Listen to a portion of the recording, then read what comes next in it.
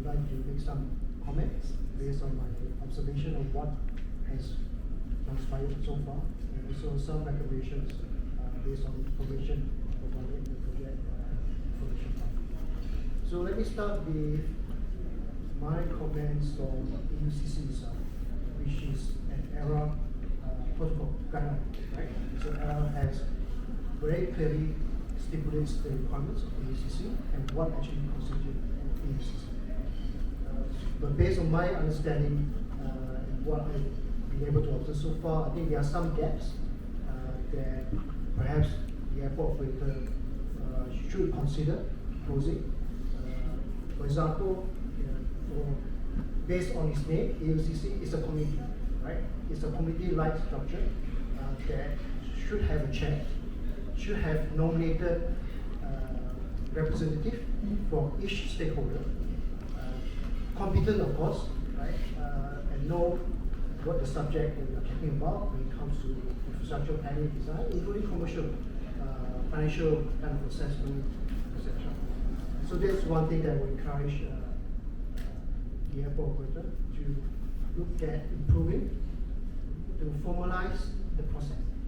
I understand that a lot of discussions have been happening in the last 2 years. Everybody has been very busy. There's a lot of information.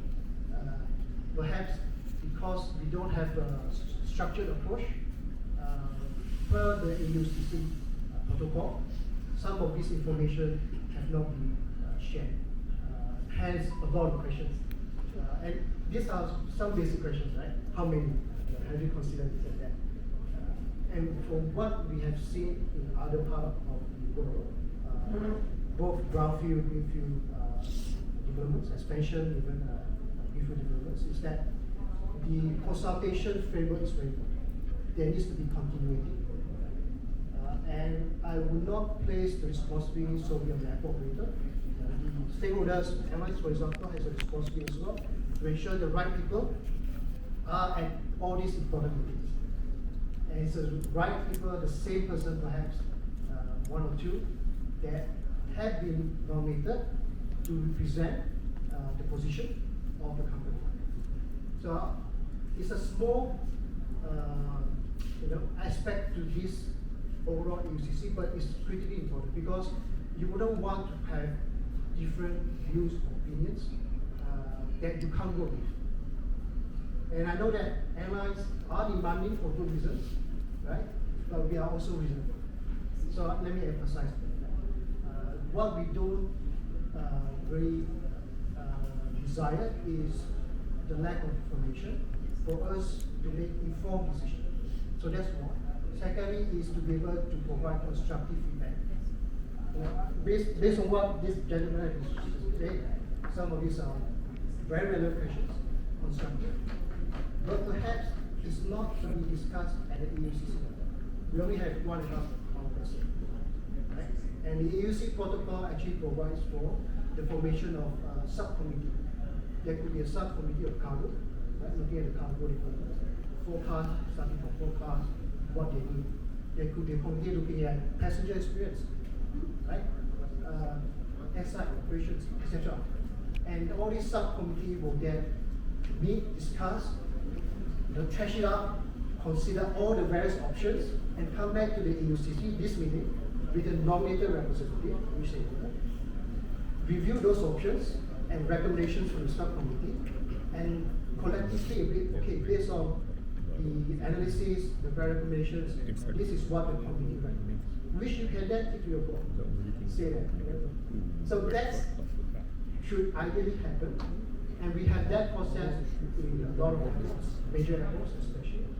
If I may just say, the closest one or the most recent one, Beijing Airport, which IATA was involved in over the last 6-7 years, and we are still meeting even after the airport is open, because there are issues, and they are putting additional development, right? It's not stop from day one once it's open. It's only phase 1. So that's my first comment on the AUCC and recommendation, because we will address a lot of questions that this, your stakeholders have, and actually allowed you to, what I would say, adopt an inclusive governance process. as you say, all of us are part of the airport. And we have the responsibility to be part of the solution for you to be successful so that your customers can be successful. Right, so that's the first thing on the ecosystem. The other thing that I want to ask, apologies that I've not been able to travel here for the past weeks.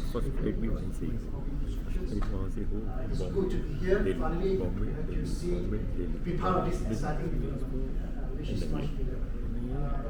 One thing I would like to ask, maybe has been addressed before, are the options development. Options development and consideration. For example, the terminal layout. So when we are with the food master plan, there will be limited scope, I guess, to change. But were there another option or two other options in terms of the terminal layout, as opposed to what we end up in? The reason why I'm saying, because for greenfield development where land is not a constraint, right, we would normally look at linear pier, right, with feeder piers as an expansion kind of phase, and linear piers on back to back each other with a spine for the surface connectivity roads, which you have. But I found that the Terminal 2 in the West Campus, the integrated phase, is a bit poor in terms of position, and that could have an implication of your MCT eventually and the transfer to